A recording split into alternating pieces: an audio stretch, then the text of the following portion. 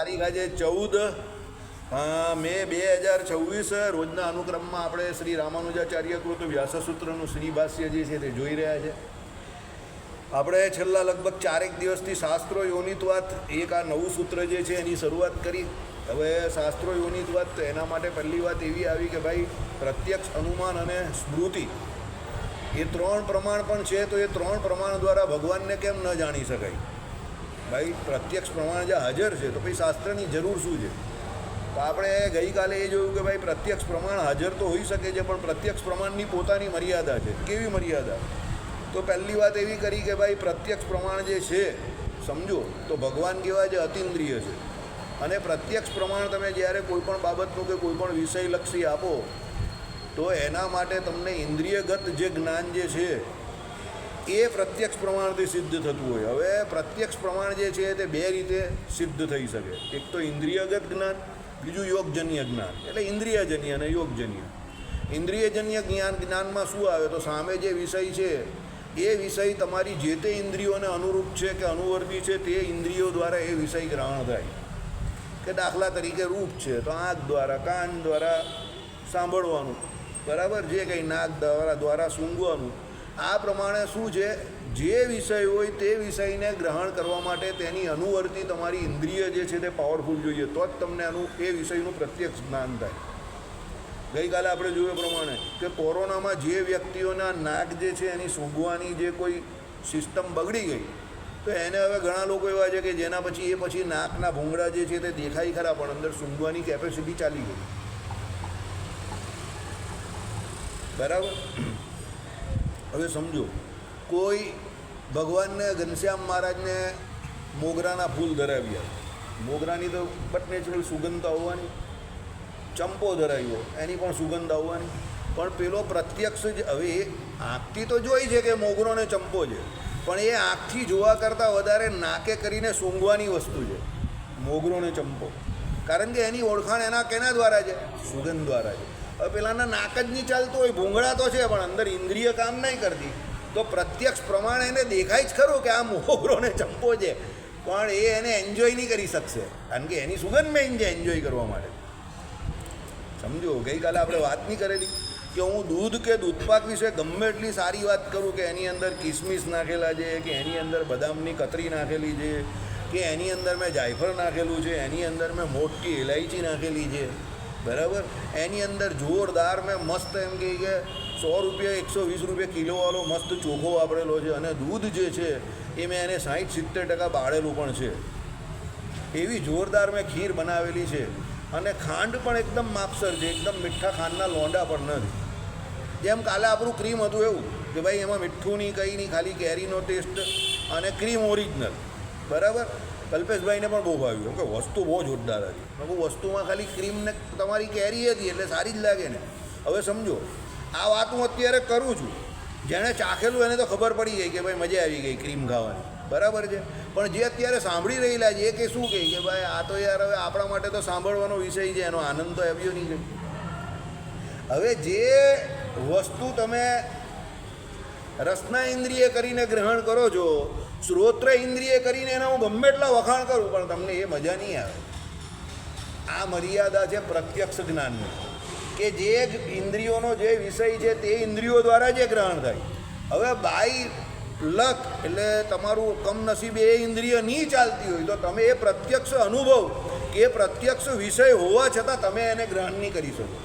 પેલા બાજુવાળા કંઈ બહુ ફર્સ્ટ ક્લાસ હતું, બહુ ટોપ હતું, તમારે ખાલી મૂંડી લાવવાની, બટ યુ કાન ડુ એનીથિંગ, તમે કરી કંઈ નહીં શકો.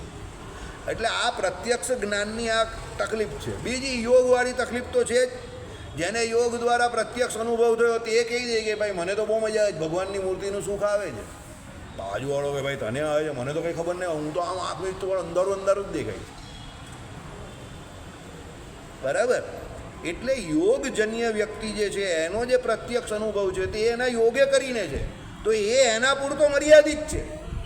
બીજાને એનું સુખ નહીં આવતું. એ કહે કે ભાઈ ભગવાનની મૂર્તિ છે, અક્ષરધામનું રૂપ હું ભગવાનનું સાક્ષાત જોઈ રહ્યો છું, અને પછી એ શરૂઆત કરે આખી ભગવાનની મૂર્તિનું કે ભાઈ શીતળ શાંત આખું તેજ છે, એ તેજને વિશે મને મૂર્તિ દેખાય છે.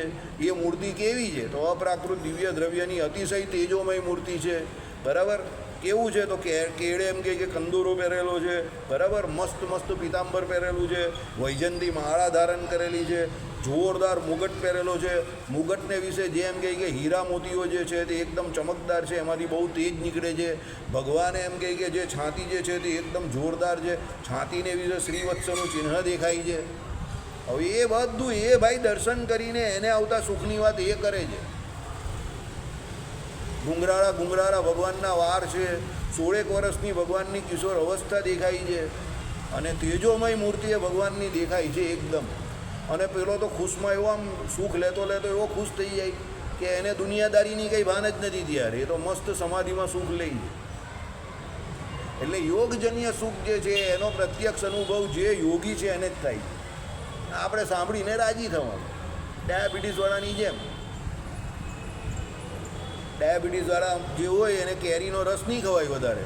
ડૉક્ટરે કહ્યું હોય કે ભાઈ જો 4 પીસ 5 પીસ એટલી કેરીના ટુકડા ખાવાના, રસ તો ડાયરેક્ટ ખાવાનો જ નહીં, કારણ કે રસમાં સીધી જ સુગર આવે. હવે પેલો રસની પાછી કરામત કેવી છે કે પેલો 2 ચમચી પીને અટકી નહીં જાય, પેલો વાડકી ગબગબાઈ જાય. હવે વાડકી પેલા ભ્રૂમ મળે એના અંદર શૂટઅપ થાય સુગર, બરાબર. આમાં પપ્પુભાઈ કે એ પ્રમાણે છોકરી આવી ઓસ્ટ્રેલિયાથી, જમવા ગયા, પેલા રસ મૂક્યો એટલે મને લોલા પોચા ચાલુ થયા. ઈદરાને રસ હતો, છોકરી કંઈ ખાઈ લઉં પપ્પા, ખાઈ તો લીધો. પછી રાત્રે 2 વાગે સીધા આપણે હોસ્પિટલમાં. છોકરીને એની માં લડતા થઈ ગયા ને હું હોસ્પિટલમાં બેવને જોયા કરું. બાપુ રસ તો મેં પીધો, તમે બે શું કામ લડો છો? તે કહે કે એની માએ એવું કહે કે તે પપ્પાને રસ પીવા કેમ દીધો, તે પીવાનું કેમ કહ્યું? પેલી કહે કે હું આવેલી તો મને એમ કે પપ્પા થોડો પીએ, એમાં શું થઈ જવાનું? તે કહે કે જો આ થઈ ગયું, 2 વાગે હોસ્પિટલ આવી ગયા, હું આઈસીયુમાં, ને પેલા 2 વાર લડ્યા કરે, હું જોયા કરું. ને ડૉક્ટર મથામણમાં કે મારી સુગર ઘટાડે કેવી રીતે. મેં કહું આ 1 વાડકી રસ બહુ ભારી પડી ગયો, સમજી ગયા.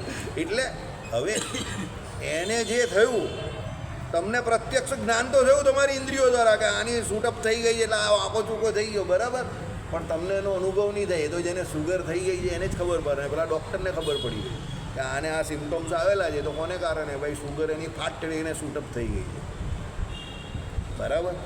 એટલે આ બધી તકલીફો બધે જ છે ભાઈ. કોઈ એમ કહે કે મને તકલીફ નથી તો કાં એ બહુ જોરદાર જુઠ્ઠું બોલે છે, કાં એને જુઠ્ઠું બોલવાની એવી પ્રેક્ટિસ છે કે તમને ખબર નહીં પડતી કે આ જુઠ્ઠું બોલે છે. પણ એ સાચો તો કોઈ રીતે નથી. સાચો તો ખાલી આ જ છે, બરાબર. બાકી બધા જુઠ્ઠા છે. જો શું શોધે છે ભાઈ? સોનાની બિસ્કિટ શોધે છે? કાંઈ નહીં શોધતો તો અંદર આવી જાય. ચાલ બાજુમાં બેસી ગયા, ચાલ અંદર આવો, હજુ અંદર આવો, અંદર આવી જાય, હજુ અંદર આવી જાય. અંધેરીને બેસી જાય એકદમ, કોઈને નહીં કહેતો પાછો, અહીંયા જ બેસજો, હલતો નહીં હવે. ચાલો, એટલે કાલે આપણે જોયું કારણ કે સુખાદી સિવાયના બાહ્ય વિષયોમાં, એટલે બાહ્ય ઇન્દ્રિયની મદદ વગર એની પ્રવૃત્તિ સંભવતી નથી. સુખાદી સિવાયના બાહ્ય વિષયમાં. હવે ઇન્દ્રિયોની જે વાત જે છે સમજો તો સુખ સિવાયના જેટલા બાહ્ય વિષય છે તે બધામાં ઇન્દ્રિયોની જરૂર પડે જ છે. સુખ એવી વસ્તુ છે કે જે અંદરથી આવે છે. વિષય બહાર હોય સુખનો, પણ સુખ તમને અંદરથી આવે. આપણે શું કહીએ? બહુ સુખી માણસ છે. તો હવે સુખી માણસ કેવી રીતે કોઈ સુખી છે? કોઈ વ્યક્તિ સુખી છે તો કેવી રીતે છે અને દુઃખી છે તો કેવી રીતે છે? તો સુખ અને દુઃખ થાય કા છે? અંદર થાય જ ને. બહાર દેખાય છે તે એના ચહેરા દેખાય છે. કે આજે જે એક ભાઈ આવ્યા હમણાં અહીંયા અને મેં એમને પૂછ્યું કે ભાઈ તમને કેવું છે? કે આજે બરાબર નથી.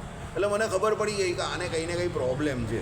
એટલે મેં એને જરા પૂછ્યું તો પ્રોબ્લેમ કંઈ હતો જ નહીં, પણ એને માની લીધેલો કે આ પ્રોબ્લેમ છે, બરાબર. મેં એને 5 મિનિટમાં નહીં પણ 5 સેકન્ડમાં જ સોલ્વ કરી નાખ્યો. એટલે મેં સોલ્વ કઈ રીતે કર્યો? મને આવી ઘણી આગળ તકલીફ આવેલી, પણ આવે એટલે પછી હું કહું કે ભાઈ એમાં આમ કરીએ તો એ સોર્ટ આઉટ થઈ જાય. કે ભાઈ માની ગયા તો પછી રિયલ થઈ ગયું, શાંત થઈ ગયું, સમજો. હવે સુખ કે દુઃખ થાય અંદર છે, પણ એની જે ઇફેક્ટ જે છે તે તમારા બોડી ઉપર, ચહેરા ઉપર, હાવભાવ ઉપર આવે, બરાબર. હવે આમ ટેકનિકલી તમે જોવા જાઓ તો સુખ કે દુઃખ થવા માટે ઇન્દ્રિયોની કોઈ જરૂર નથી. તમે એવું નક્કી કરો કે મારે સુખી જ રહેવું છે તો તમને કોઈ દુઃખી નહીં કરી શકે. જો આ મને કિયાનનો કોશિશ કરી રહેલો દુઃખી કરવાની, જો તમે જ જો કરી રહેલો જ ને. પેલો દુઃખી થઈ ગયો હતા બેઠો બેઠો, બરાબર છે. આગળ પણ અહીં આવેલો તમે જોઈ લો, બરાબર. પણ હું વિચારું ને કે એ મને દુઃખી કરવા આવેલો, તો મારે દુઃખી નહીં થવાનું, મારું કામ જ કરવાનું, તો હું નહીં થાઉં. સમજી ગયા તમે?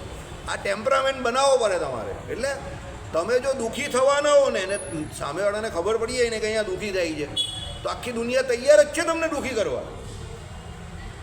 દુનિયામાં એવા બહુ ગણ્યા ગાંઠિયા માણસ છે કે જે તમને સુખી થયેલા જોઈને સુખી થાય છે. તમને દુઃખી કરીને લોકો સુખી થવાવાળા બહુ હશે, 90% હશે.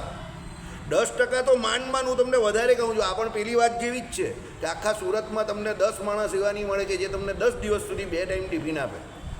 લખજો એક કરીને. એક ભાઈએ તો પ્રયત્ન કરી જોયો એના ઘરમાં જ.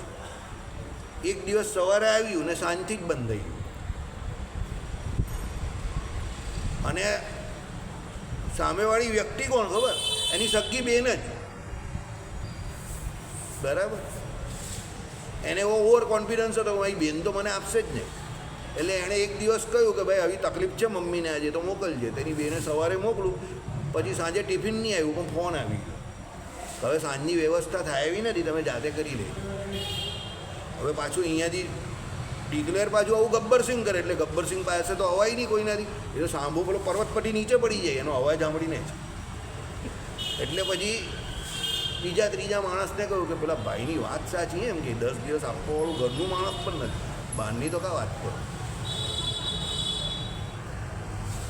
સમજી ગયા? આ આપણી પરિસ્થિતિ છે, મારી નહીં આપણી. હું શબ્દ વાપરું જ તે જો હેરાન કરવા આવે, પાછા હેરાન કરવા આવે, ટિફિન આપવાનો આવે.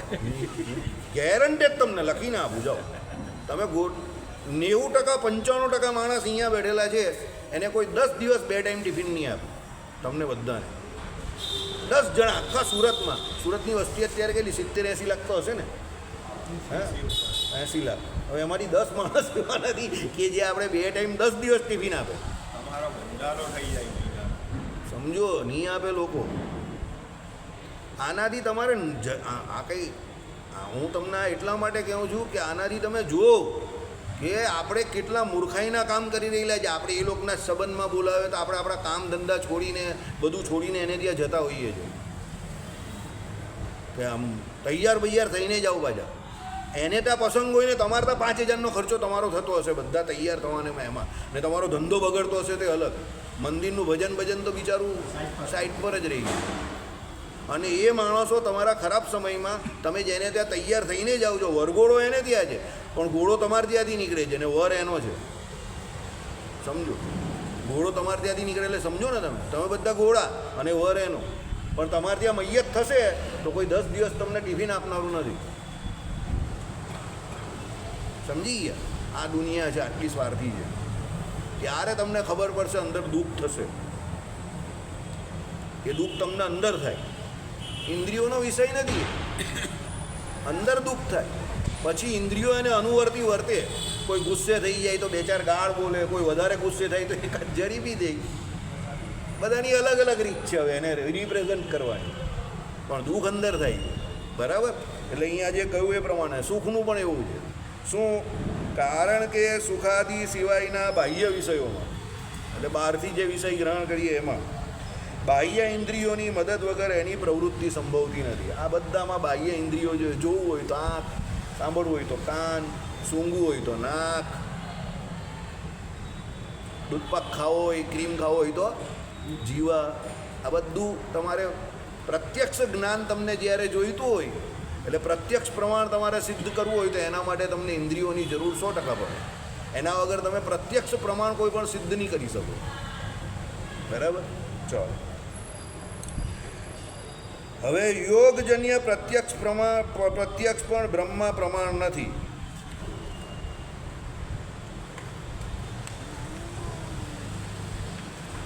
કેવી રીતે? ભાવનાનો પ્રકર્ષ જ્યારે પરાકાષ્ઠાએ પહોંચે છે ત્યારે એ યોગજન્ય પ્રત્યક્ષ થાય છે અને વસ્તુ ચોખ્ખી ભાસે છે. તથાપિ તે પૂર્વે અનુભવેલા વિષયની ફક્ત સ્મૃતિ રૂપ જ છે, એટલે એ પણ બ્રહ્મા પ્રમાણ નથી. એટલે બ્રહ્મ પ્રત્યક્ષ સી રીતે હોઈ શકે? એ યોગી પ્રત્યક્ષ પૂર્વે અનુભવેલા વિષય સિવાય કોઈ પણ વસ્તુને વિષય કરે એ બને નહીં, કારણ કે તેમ કરી શકવાને કારણ નથી. સાંભળો હવે કેવી રીતે તે વિષય ઉપર મન ઠેરવીને પ્રબળ સંસ્કાર ઉપજાવવામાં આવે છે અને એ સંસ્કાર પ્રદીપ્ત થઈ સ્મૃતિ ઉપજે છે. જે વિષય હોય એ વિષય ઉપર શું કરવામાં આવે? મનને ઠેરવવામાં આવે.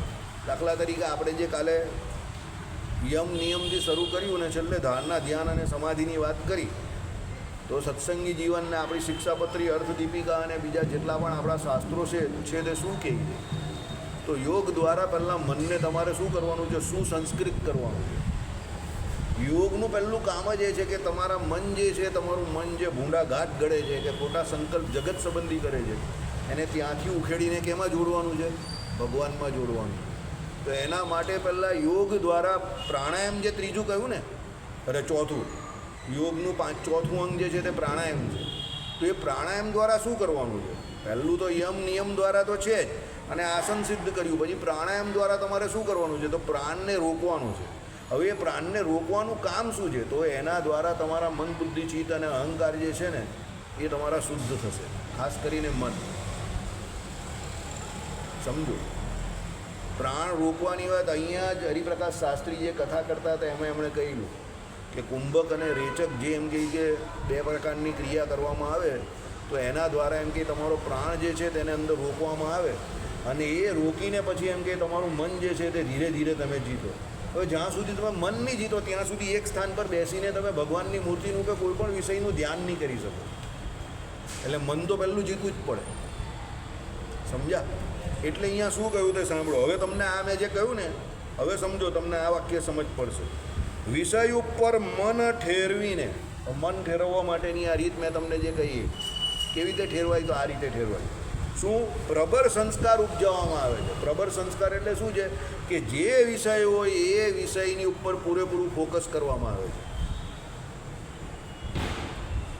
બરાબર? એટલે એ વિષય જેવો છે તેવો તમને ભાષે. યમ નિયમ આસન પ્રાણાયામ તમે જે કરો છો તે કોના માટે કરો છો? છેલ્લી પેલી સમાધિ થાય તે સમાધિમાં તમારે શું કરવાનું છે? તો પેલો ભગવત સાક્ષાત કરે એટલે ભગવાનનો દર્શન કરવાનો છે. એટલે તમારો વિષય શું છે અહીંયા? ભગવાન છે. હવે એ ભગવાન તમારો મુખ્ય વિષય અહીંયા બ્રહ્મ એટલે પરબ્રહ્મ કે પરમાત્મા છે. એના માટે તમે મન જે છે એને શું કરો છો? જીતવા માટે નિયંત્રણ કરો છો. મન જીતવા માટે તમે આ પ્રોસેસ નહીં કરતા, પણ ભગવાન નામનો વિષય તમને ક્રિસ્ટલ ક્લિયર દેખાય એના માટે મનનું જીતવું જરૂરી છે. એના માટે તમે આ બધું યમ નિયમાદિક કરો છો. સમજો, ક્રિયા સમજો, એનો લોજિક સમજો. એટલે શું કહ્યું અહીંયા? વિષય ઉપર મન ઠેરવીને પ્રબળ સંસ્કાર ઉપજાવવામાં આવે છે. બરાબર? અને એ સંસ્કાર પ્રદીપ્ત થઈ સ્મૃતિ ઉપજે છે. એ સંસ્કાર જે છે તે પ્રદીપ્ત થયો અને એનાથી સ્મૃતિ ઉપજે. કઈ સ્મૃતિ? જે તમને દેખાય કે મને આવી રીતે આ વસ્તુ તે સમય પર દેખાયેલી, કે એનો મને અનુભવ થઈ ગયો. એ સ્મૃતિમાં વસ્તુ બહુ ચોખ્ખી ભાષે છે. આવી ગયું એટલે પેલા ભગવાનને જે જોશે અક્ષરધામસ્થ મૂર્તિને, અને એને જે સ્મૃતિ ત્યારે થશે તે સ્મૃતિમાં ભગવાન એને એકદમ ચોખ્ખા દેખાશે. આપણે હમણાં જે વાત કરીએ એ પ્રમાણે. પણ એ જેને દેખાય છે એનો જે અનુભવ છે, જેને એ સ્મૃતિ થઈ છે એનો એ અનુભવ છે. અને એ કેવો છે પણ સાંભળો. એ સ્મૃતિમાં વસ્તુ બહુ ચોખ્ખી ભાષે છે, તેથી તે પ્રત્યક્ષ અનુભવ જેવી લાગે છે. હવે એ સ્મૃતિ એને થઈ, એ સ્મૃતિ એને અંદર થઈ ત્યારે એને એ પ્રત્યક્ષ અનુભવ જેવું જ લાગશે. કેમ પ્રત્યક્ષ અનુભવ? કે જ્યારે એના આત્માનું ધર્મભૂત જ્ઞાન અક્ષરધામ સુધી પહોંચશે ત્યારે એ ધર્મભૂત જ્ઞાન જે છે એના દ્વારા એ ભગવાન જે છે એના દર્શન કરશે. આ કેશુ સ્વામીનો જવાબ છે, મારો પોતાનો જવાબ નથી. બરાબર? આપણે એવી ક્રેડિટ લેવાની પડી નથી. સમજો, દાખલા તરીકે રાજેન્દ્રદાસજી એની કથામાં હમણાં જ કહ્યું કે તમે લોકો ચિત્રકૂટ ગયેલા તો ભગવાન શ્રી કૃષ્ણએ જે વૃંદાવનને વિશે જે એમ કહી કે ગોપીઓ જોડે જે એમ કહી કે રાસલીલા કરી, એ ભગવાનનો એકચ્યુઅલી 100મી રાસલીલા હતી.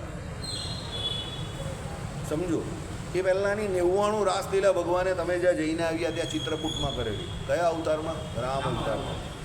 હવે હા, તો એ રાજેન્દ્રદાસજી એમની ઘણી બધી કથામાં આ વાત કરે છે કે રામચંદ્ર ભગવાનને એકચ્યુઅલી લોકો એવું સમજે છે કે બહુ બ્લેક એન્ડ વ્હાઇટ અવતાર છે, મર્યાદા પુરુષોત્તમ અવતાર. એવું નથી. રામચંદ્ર ભગવાનની ઘણી બધી લીલાઓ આવી વન વિચરણ વખતે સીતાજી જોડે છે. સમજો, એ તો છેલ્લું એક વર્ષ જે હતું પેલો રાવણ જોડે જે આવ્યું ને, હવે ફોકસ બધો રાવણ પર કરવાનું ને એટલે લોકો કથા વાર્તા વાંચક કે આ બધા જે છે તે આ બધી લીલા ઉપર ધ્યાન નહીં આપતા. બાકી તમે જે ચિત્રકૂટ ગયેલા ત્યાંથી માંડીને જેટલી જગ્યા પર રામચંદ્ર ભગવાન વનમાં રહ્યા અને ત્યાં જેટલા ઋષિમુનિઓનો ભગવાને સંગ કર્યો ને આ તે તો બધા ઋષિમુનિઓ એ ભગવાનની લીલા જોઈને ફ્લેટ થઈ ગયેલા. એવું રામચંદ્ર ભગવાનનું રૂપ હતું. સમજ પડે? રામચંદ્ર ભગવાનનું રૂપ જોઈને પુરુષ એવા ઋષિમુનિઓ ફ્લેટ થઈ ગયેલા. તો કેવું સરસ રૂપ છે. અને એ લોકોને એવું થયું કે આ તો આપણે પુરુષ થયા તે નુકસાન કર્યું, સ્ત્રીયત તો મજા થઈ જાય. એટલે એવો જે એ લોકોએ સંકલ્પ કર્યો એણે કરીને એ ઋષિમુનિઓ બધી શું બનીને આવી? ગોપીઓ બનીને. બરાબર? એટલે ચરિત્રો તો જ્યારે પણ કોઈ પણ વ્યક્તિ કહેતો હોય અને શાસ્ત્ર સંગત ચરિત્ર હોય ને તો તમને મજા જ આવે. ચરિત્રો એટલે આપણે એવું કહીએ કે 24 કેરેટ્સ ગોલ્ડ. એમાં પછી એ રામાયણના ચરિત્રો હોય કે પછી શ્રીમદ ભાગવતના ચરિત્રો હોય, તમને મજા જ આવે. કહેવાવાળો વ્યવસ્થિત જોઈએ તો મજા આવે. બંધ વાતમાં નહીં મજા આવે. આ વાતું પેલી વાતું એમાં આપણે કોઈ રસ નહીં. ચાલો દીકરા, એટલે શું કહ્યું? તેથી એટલે એ સ્મૃતિમાં વસ્તુ બહુ ચોખ્ખી ભાષે છે, તેથી તે પ્રત્યક્ષ અનુભવ જેવી લાગે છે. કોને? પેલો જે યોગ સિદ્ધ કરતો હોય એને. પણ ખરું જોતાં એ પૂર્વે અનુભવેલા વિષયની સ્મૃતિ જ છે. ખરું જોઈ તેને પૂર્વે જે વિષય અનુભવેલો એની સ્મૃતિ જ રહી છે. સમજો, તમે કોઈ પણ વસ્તુની સ્મૃતિની વાત ક્યારે કરો? સ્મૃતિ એટલે શું? યાદ રાખ. સ્મૃતિ એટલે યાદ આવવું. હવે તમને સ્મૃતિ કેની આવે? જે પહેલાં પૂર્વે સિદ્ધ કરેલું હોય, અનુભવ કરેલો હોય એની જ આવે. એટલે અહીંયા શું કહે તે સાંભળો. પણ ખરું જોતાં એ પૂર્વે અનુભવેલા વિષયની સ્મૃતિ છે. અને સ્મૃતિ કાંઈ પ્રમાણ નથી, અનુભવ પ્રમાણ છે. તમને જે પહેલાં અનુભવ થયો એ જ તમારી સ્મૃતિ બનેલી જ ને. એટલે ઓરિજિનલી તમારી સ્મૃતિ પ્રમાણ નથી, પણ પ્રમાણ શું થયો? અનુભવ છે. સમજો, હું તમને ચોક્કસ ગેરંટીથી વાત કરું, આમાં જો આ ભાઈએ અહીંયા ટીકા નહીં લખેલી હોય ને પાછળ, આ ભાઈ ખબર પણ નહીં પડે. અચ્છા ટોપીને પણ નહીં ખબર પડે. બધું બહુ રહસ્યાર્થ છે. શ્રીભાષ્યના સૂત્રો જે છે ને બહુ રહસ્યમય છે. આ તો આ લોકો પાછળ આ ટીકામાં લખે છે એટલે તમને આટલી ખબર પડે છે ને મને પણ આટલી ખબર પડે છે. બાકી આ સૂત્રો જે નાના નાના સૂત્રો જે છે ને બહુ રહસ્યમય છે, એટલા બધા સરળ નથી. પણ આ લોકોએ ટીકા લખીને બહુ મોટો ઉપકાર કરેલો છે કે ભાઈ જે પ્રત્યક્ષ અનુમાન અને સ્મૃતિ, એમાં જે સ્મૃતિ પ્રમાણ આપે છે તેમાં એકચ્યુઅલી સ્મૃતિ પ્રમાણ નથી. પ્રમાણ એકચ્યુઅલ શું છે? પેલો અનુભવ છે. પણ એ અનુભવને પોતે પોતાની સ્મૃતિ તરીકે પેલો રાખે છે, એટલે અનુભવને યાદ કરે. સમજો, એટલે શું છે? અનુભવ પ્રમાણ છે. સ્મૃતિનો આધાર અનુભવ ઉપર છે. સ્મૃતિનો આધાર કેની ઉપર છે? અનુભવ ઉપર. અનુભવ પહેલા છે, સ્મૃતિ પાછળ. હા, સાંભળો, મને પહેલેથી એવો અનુભવ હતો કે 3 અમૂલના ક્રીમ લેવાના અને એની અંદર ફક્ત 1 જ લીટર દૂધ નાખવાનું ને પછી મેંગો પલ્પ અંદર, એટલે આપણી જે પાકી કેરી હોય એનો એ 500 ગ્રામ જ ખાંડ નાખવાની. તો અંદર ક્રીમનો જે ટેસ્ટ છે ને તે તમે પીતા હો ત્યારે આવે. જો તમે દૂધ વધારે નાખી દો તો એ જ્યુસ લાગે. સમજ્યા? હવે એ મારા અનુભવમાં હતું એટલે મેં પેલાને કહું, જીગરને, દૂધ 1 જ લીટર લાવજો, ક્રીમ 3 લીટર લેજો. જીગર કે મેં કહું એમાં એવું છે કે દૂધ આપણે એટલે નાખીએ છીએ કે આપણી ગરીબી દૂર થાય, અને ક્રીમ આપણે એટલે વાપરીએ છીએ કે સામેવાળાને ક્રીમનો ટેસ્ટ તો આવે કે આપણે ક્રીમ આપ્યું એમ. એટલે આપણે ગરીબ નથી, આપણે બી ક્રીમ ખાઈ શકીએ. 240નો ભાવ. 240નો ભાવ છે. એટલે મેં જીગરને શું કહું કે આપણે આઈસ્ક્રીમની ઓલમોસ્ટ પેરેલલ જ ભાવ છે. 3 લીટર ક્રીમ વાપરશું, 1 લીટર એ માર્કેટમાંથી 200ની કેરી લીધી ને બાકીની કેરી જે હતી તે મંદિરમાં જે લોકોએ 11સમી અહીંયા મૂકેલી તે આપણે લઈ લીધી. લોકો મંદિરમાં કાલે મૂકે, આપણે લઈ લીધી.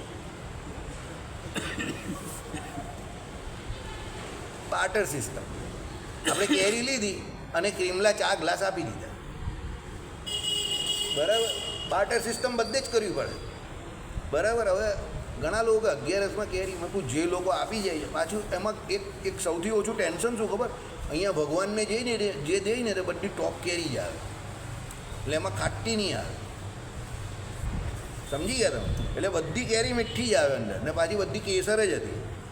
અને આપવાવાળો પણ ડીલર, એણે બધી કેસર જ આપી આપણે, અને આપણે વાપરી પણ બધી કેસર. સમજો? એટલે આને શું કહેવાય ખબર? Win win situation.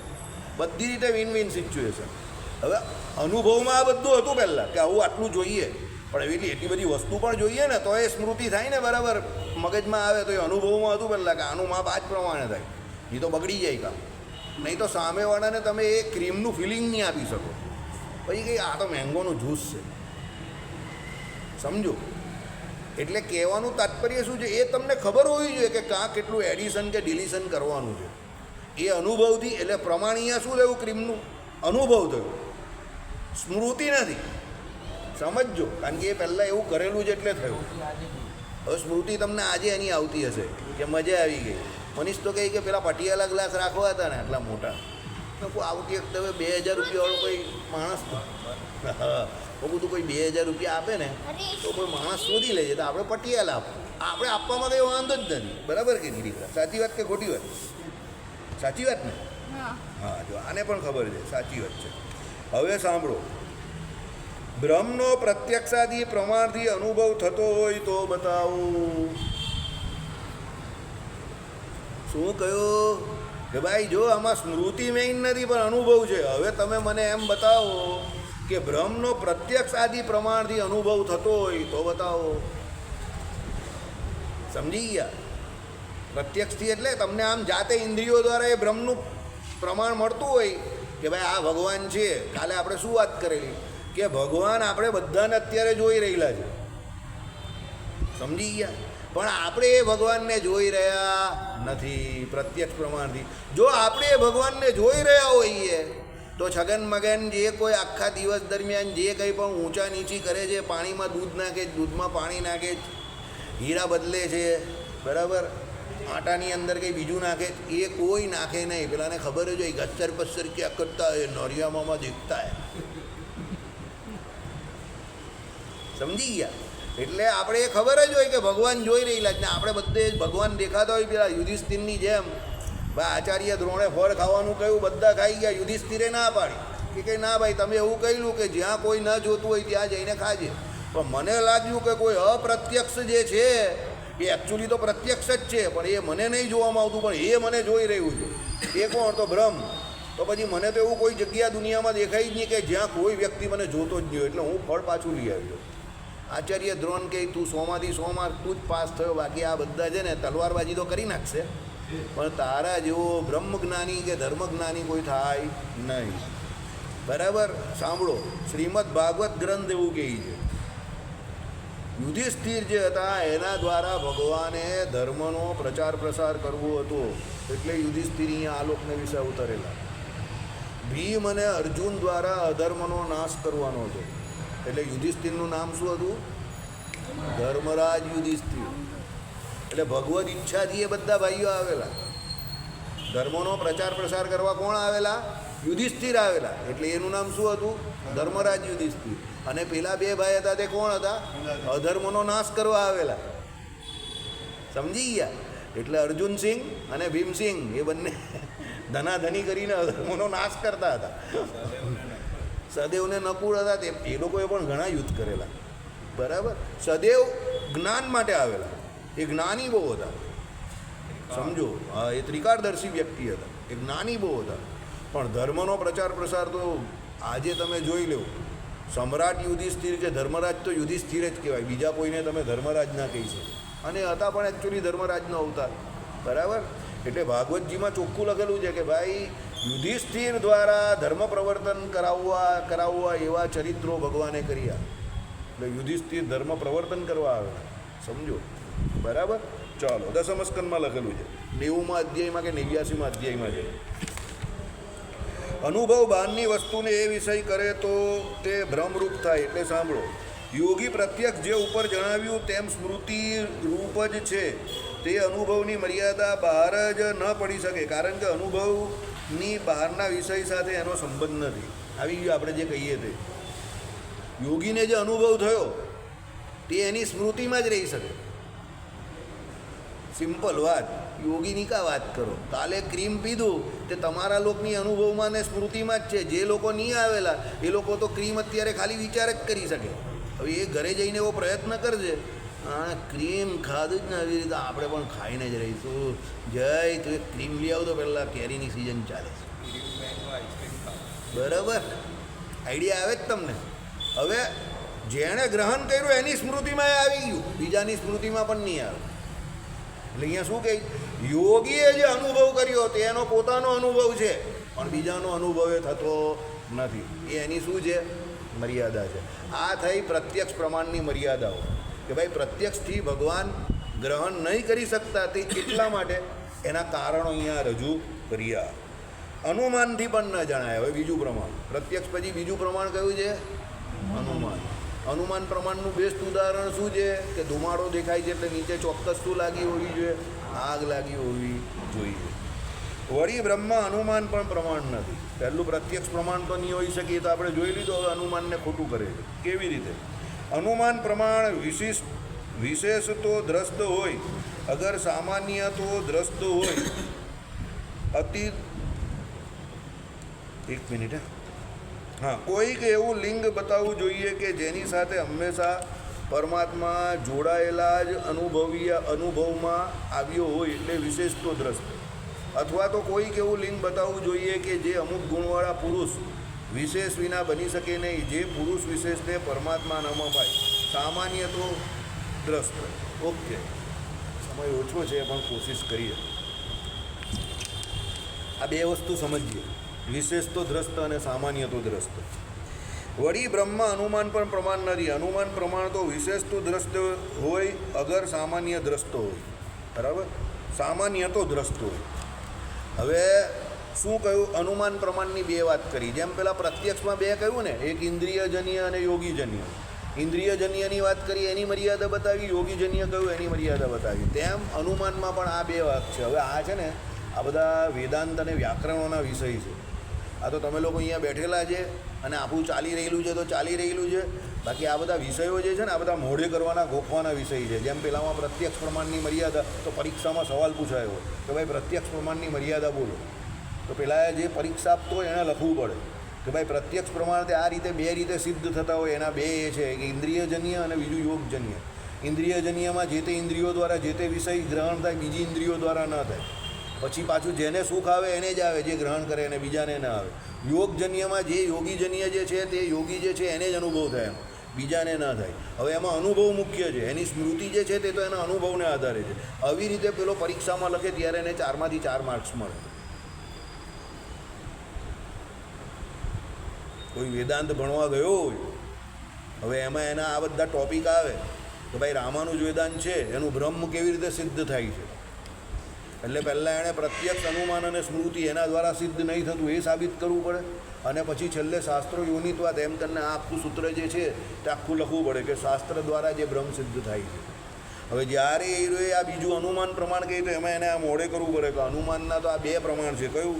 વિશેષ તો દ્રષ્ટ અને સામાન્ય દ્રષ્ટ. સામાન્ય તો દ્રષ્ટ. હવે વિશેષ તો દ્રષ્ટ એટલે શું? આપણે 1 મિનિટમાં સમજીએ.